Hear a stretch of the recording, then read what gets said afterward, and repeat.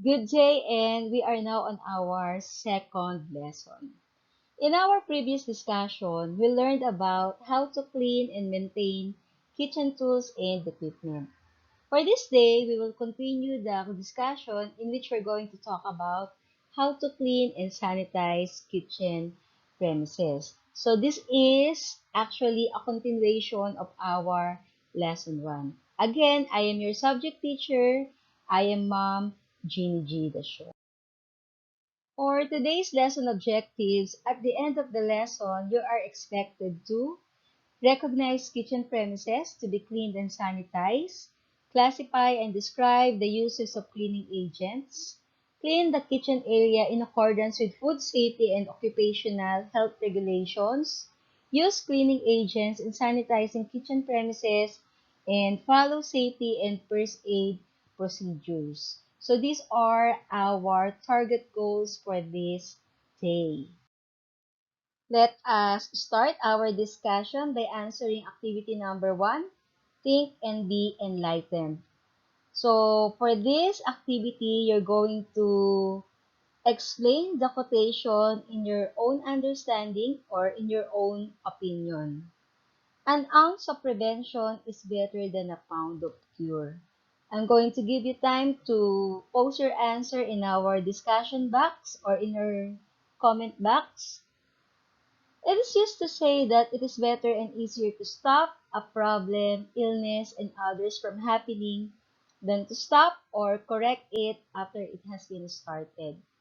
Prevention is better than a cure because it literally prevents the discomfort and cause of becoming sick or experience a similar preventable event. Using common prevention strategies such as regular hand washing helps prevent illnesses like colds and flu from spreading. Taking the time to prepare and store food safely prevents food poisoning. In both cases, it is much more efficient and cost-effective to prevent the illness than to cure it. Taking the time to prevent an importune scenario from happening, whether it is getting sick, causing a house fire, or experiencing a careless accident, it is always better than dealing with the scenario after it occurs. So that is the meaning of an ounce of prevention is better than a pound of cure. Now let us proceed for the different types of sanitizers and disinfectants. Under chemical, we have ammonia. It is also effective at breaking down household grime or stains from animal fats or vegetable oils such as cooking grease and wine stains. Because ammonia evaporates quickly, it is commonly used in glass cleaning solutions to help avoid streaking. Next, we also have carbolic acid or what we call phenol. It is probably the oldest known disinfectant as it was first used by Lister, who is a British surgeon and a pioneer of antiseptic surgery. It is rather corrosive to the skin and sometimes toxic to sensitive people. Next is we have chlorine. It kills bacteria and it is also a disinfectant. It is used to treat drinking water and as well as in swimming pool water. Next we have detergents. It is similar to soap but it's stronger and dissolves more completely in water. Detergents are special, powerful cleansers that can break up dirt, oils, and grease in clothing or on dishes. Next, we have dishwashing liquid. It is used primarily for removing food from used dishes and tableware.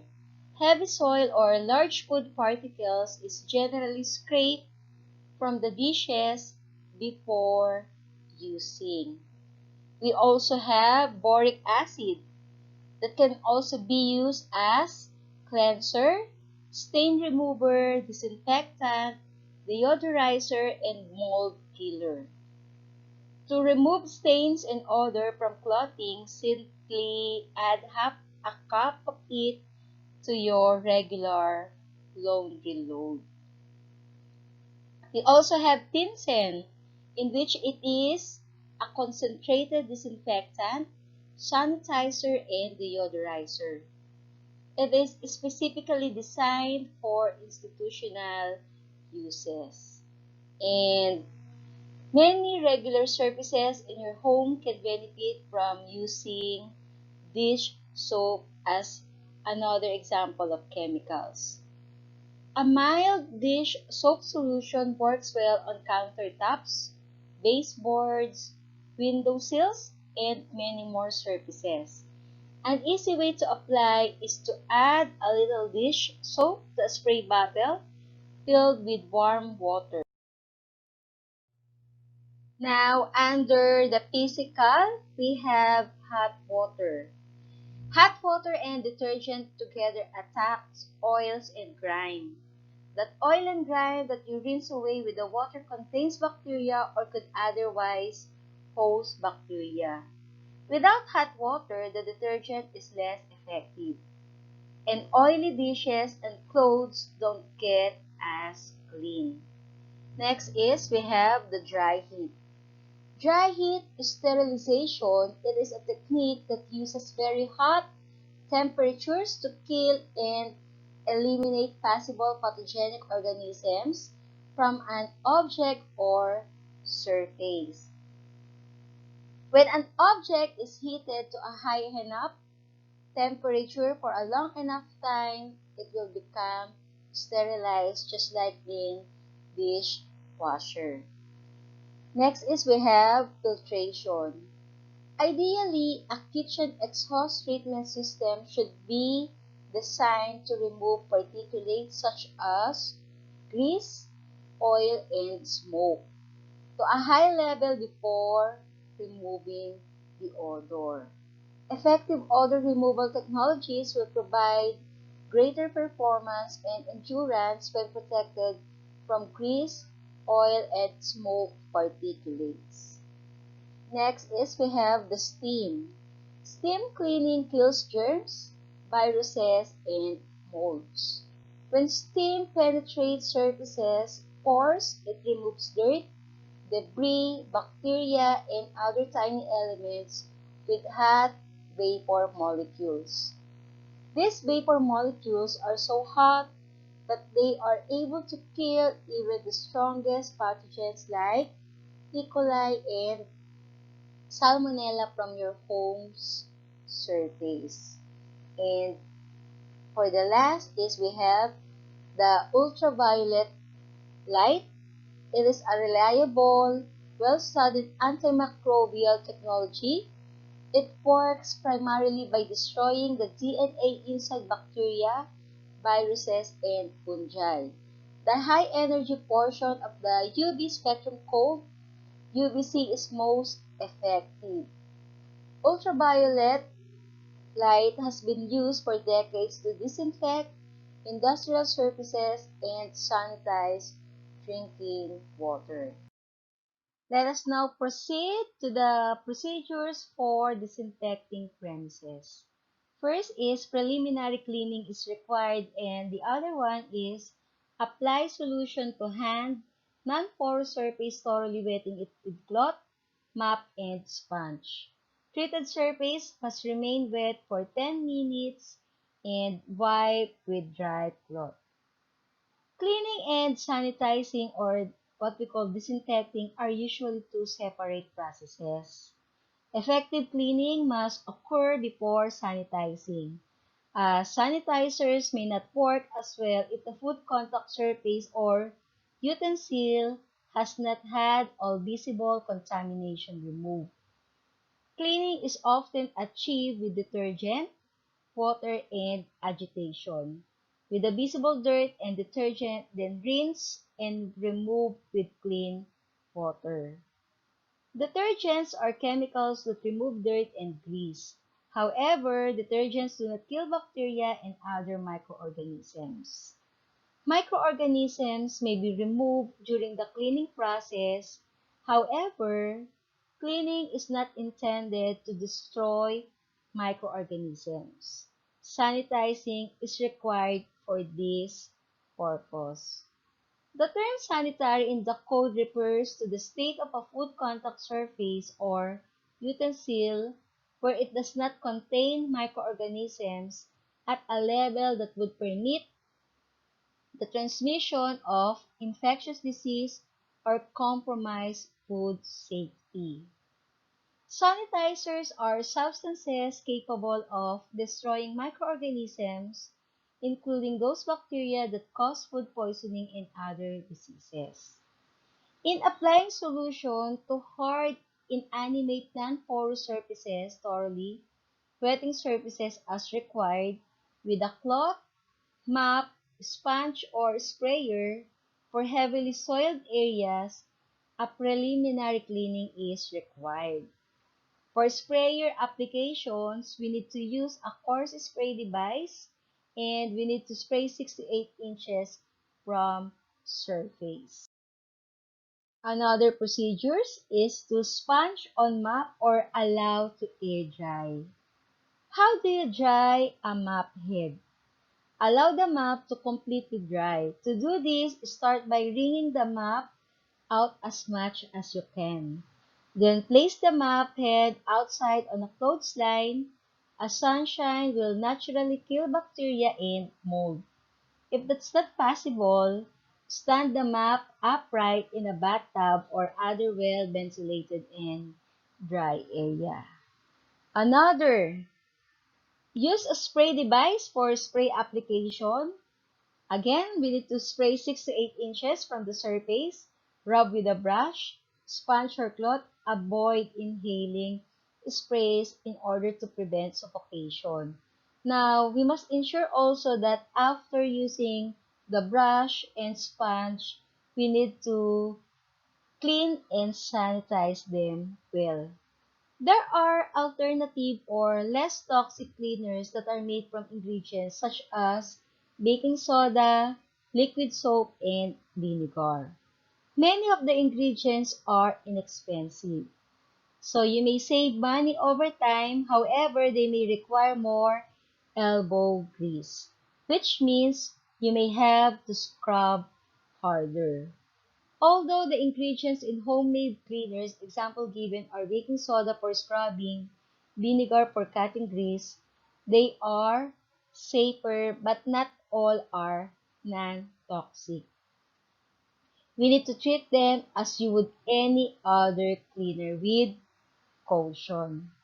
And then for the last is we need to rinse all surfaces that come in contact with food such as exterior of appliances, tables, and stovetop with potable water before rinse. Again, when we talk about potable, meaning to say they are safe to drink. And high pressure hoses can splash and spray dirt onto surfaces and wash away the chemicals. Take note for the different methods in sanitizing our kitchen utensils and kitchen premises like the CIP or the clean in place, the COP or the clean out of place by means of using foam, mechanical, and even high pressure. So those are the different procedures in disinfecting our kitchen surfaces. Let us now proceed to the first aid procedures caused by chemical poisoning. First, let's have the definition of poisoning. Poisoning occurs when a certain amount of a toxic material, natural or processed, gets into the body, thus harming the body. For the first, if the person has been exposed to poisonous fumes, such as carbon monoxide, get him or her into fresh air immediately. If the person breathed in the poison, immediately move him or her to fresh air and seek immediate medical right away. So there is a prevention that we can do. Install a carbon monoxide detector on each floor of your home. To correctly provide first aid, one should make sure that there is no other risk for you or the victim due to administering the first aid. If possible, identify the poison, drug, or food and keep it vessel, remnants, or cover. If the person swallowed the poison, remove anything remaining in the mouth. If poisoning is deliberate or by mistake, observe the symptoms, either acute or mild. If the victim vomits, keep the vomited material for test purposes or by the concerned authorities. Call the poison control or hospital and get the first aid advice. If the suspected poison is a household cleaner or other chemical, read the label and follow instructions for accident poisoning. If the product is toxic, the label will likely advise you to call the hospital or the doctor.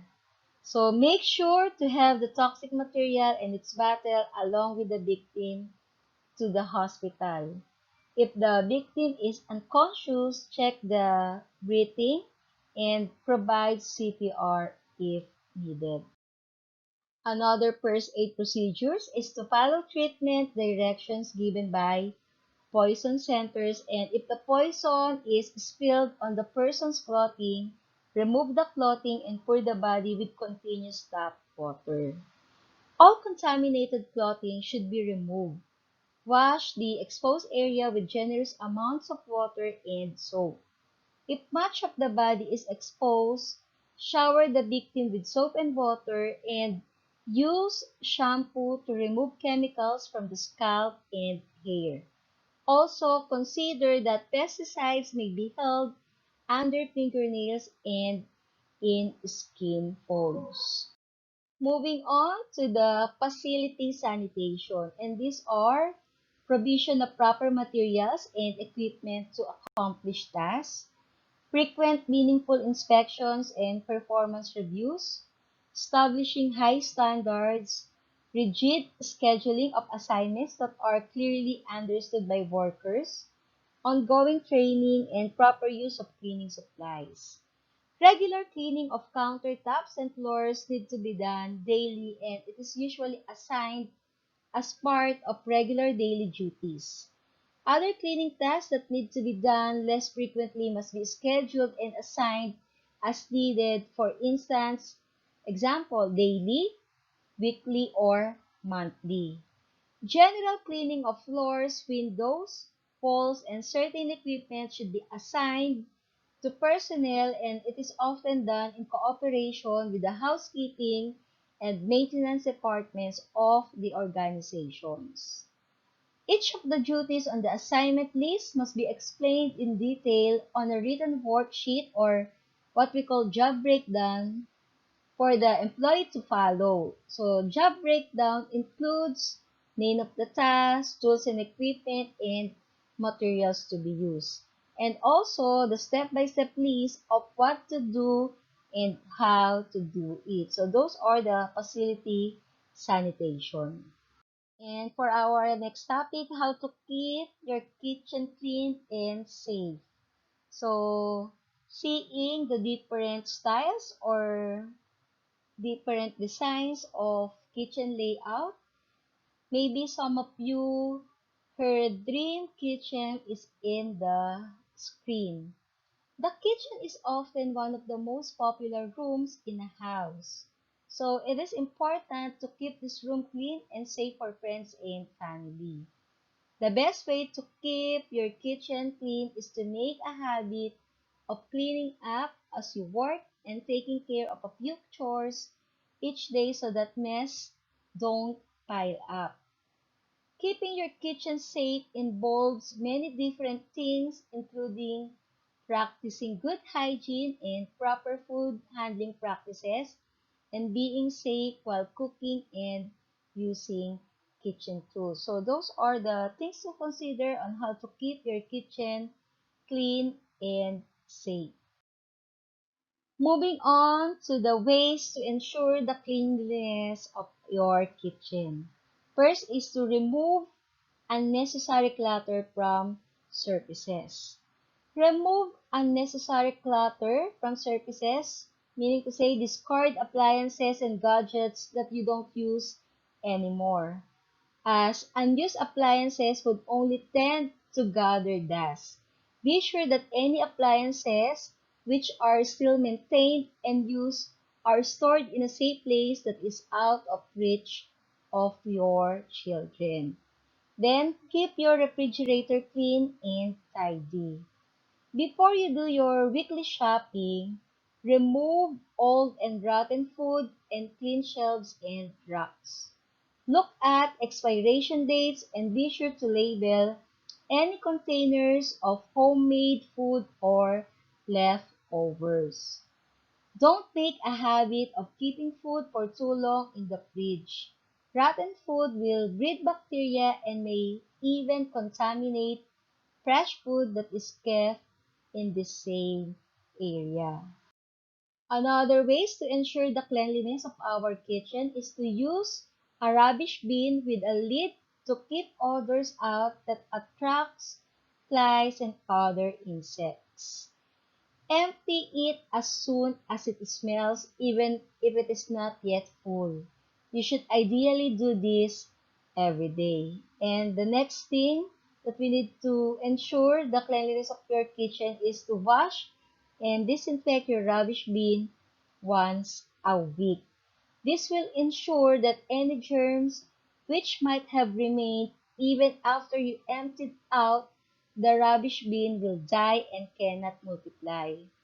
Also, this will remove any foul smell which might be emanating from the trash bin. Another way is to use separate chopping boards for different kinds of food. Keep separate chopping boards for your meat and your vegetables to reduce the spread of bacteria. Clean the meat chopping board extra carefully, especially after cutting the chicken, as raw food has a higher tendency of containing bacteria. And another way is to change the dishcloth you wipe surfaces with every day. Change the dishcloth you wipe surfaces with every day and use a different cloth for surfaces than for dishes. So, we need to have our hand towel and dish towel. Wash the cloth with hot water and, as appropriate, use bleach. Use separate towels for hands and dishes. And change both of those that is used regularly too. Next is to use a paper towel for any mess that is particularly likely to cause contamination, such as raw meat or eggs and anything that has fallen on the floor. It is better to use cleaning material that you can easily throw out after and prevent from contaminating other food, instead of using towels or sponges, which you would still be likely to use again afterwards. And then keep kitchen floors free from debris and grease by sweeping and washing regularly. If something has spilled, make sure to mop it right away instead of letting the mess stay there. Aside from making sure that germs do not use the spillage or the leakage as a breeding ground, immediate mopping would also prevent unwanted accidents such as sleeping from occurring. Next is don't leave dirty crockery and pans to fester where they can attract harmful bacteria. We need to wash dishes with hot water immediately and soap as soon as you're done using them. And also wash surfaces that get touched. Periodically, wipe the doorknobs, the handles, buttons, and controls, and light switches in and around your kitchen with cleaning agents. Even if they seem clean to the naked eye, they may already be harboring bacteria. And for the last ways to ensure the cleanliness of our kitchen is to wash your hands before handling food. And again, if you sneeze or cough, blow your nose, go to the bathroom, or touch high-use surfaces. Bacteria and viruses are easily spread when a sick person sneezes, coughs, and talks within close distance to you. You can also get sick when you touch germ-infected surfaces and then touch your face. A simple 20-second hand washing remains one of the best ways to keep yourself healthy and stop the spread of bacteria and viruses.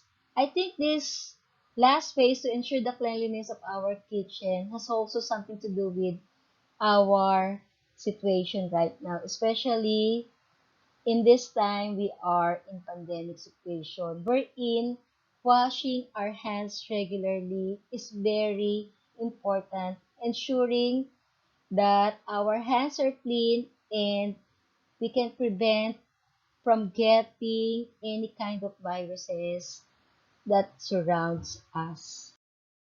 Let's have the different safety measure tips. One is to ensure adequate ventilation. 2. Have knowledge of basic first aid. 3. Wear cotton clothing to cover your limbs and other parts of your body that might be exposed to the cleaning agent. 4. Wear suitable footwear. It should be closed in and have a steel toe. 5. Wear industrial strength, thick plastic or rubber gloves, especially if we are rinsing our dishes or kitchen tools with very hot water. 6. Wear protective eyes and face wear. Kitchen safety awareness is crucial or very important during food preparation and cooking, as well as understanding the hazards present in the kitchen can help you avoid causing an accident. While kitchen fires don't impact everyone, it is important to be prepared in case. Keep these tips in mind to prepare food safely for yourself and your family. And now let us discuss the storage and security of chemicals. Number one is to keep them in a separate area away from food and other products. Number two is to keep on lower shelves to prevent accidents and to keep chemicals from falling into food products. Then for number three is to store in a cool, well-lit, and well-ventilated room. You should keep those materials away from foods and other products to avoid its possible bad effects it may cause to foods and other products, especially that foods are for eating, so it might cause bad in our health. It simply means that you should organize and isolate those materials properly. Chemical storage area should be well lit, appropriately ventilated, and kept away from aisles, exits, and heat to prevent dangerous excessive pressure build up. Another storage and security of chemicals is number 4, do not store near heat. 5, do not keep punctured aerosol cans. And number 6, store chemicals with lids tightly on.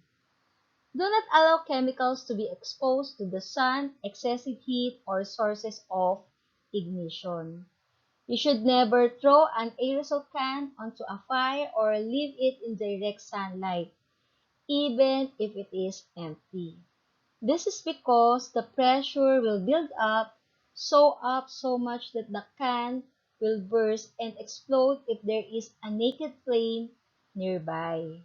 The gas pressure increases, more of the liquefied propellant turns into a gas. Chemical containers must be stored with closed lids when they are not being used. Secure the lids and caps on these containers to discourage the evaporation and concentration of these chemicals. Number 7 is to make sure chemicals and other cleaning agents are clearly labeled, specifying their contents and use. Number 8 is to ensure that the use by date or manufacture date is clearly readable. And number 9, storage containers should be free of corrosion and moisture. One of the most important aspects of storing cleaning chemicals is making sure they are clearly labeled. It is so easy for cleaning chemicals to be mixed up and confused with other items. It must be clearly labeled and stored safely away from food service areas. To keep better track of your cleaning supplies, try writing the date on the label once you get it home from the store. It's always best to discard any cleaners that have separated, damp or clump or gotten lumpy or have an off odor, no matter how recently you purchased them. Chemicals must be stored at an appropriate temperature and humidity level. Visual inspection of the material and its container should be conducted routinely or every day or daily. Liquid or corrosive chemicals should never be stored on shelves above eye level. A corrosive material is a highly reactive substance that causes obvious damage to living tissue, and also corrosives act either directly by chemically destroying the part or indirectly by causing inflammation. And for the last, we have the storage area should be kept secure and locked when not in use. Keep the storage unit locked at all times except when it is under the direct supervision of a person authorized for entry. And then always store chemicals in designated container. Always store chemicals in their original containers with the label, which lists directions for use, ingredients, and first aid steps in case of accidental poisoning. Never transfer chemicals to soft drink bottles or other containers. Children or others may mistake them for something to eat or drink. And then for the last one is to do not mix chemicals. Many cleaning products are common and seem simple to use. However, combining certain chemicals can be very dangerous. The frightening truth is that products which are safe to be used alone can cause harmful fumes, gases or vapors, and other chemical reactions when mixed with other products.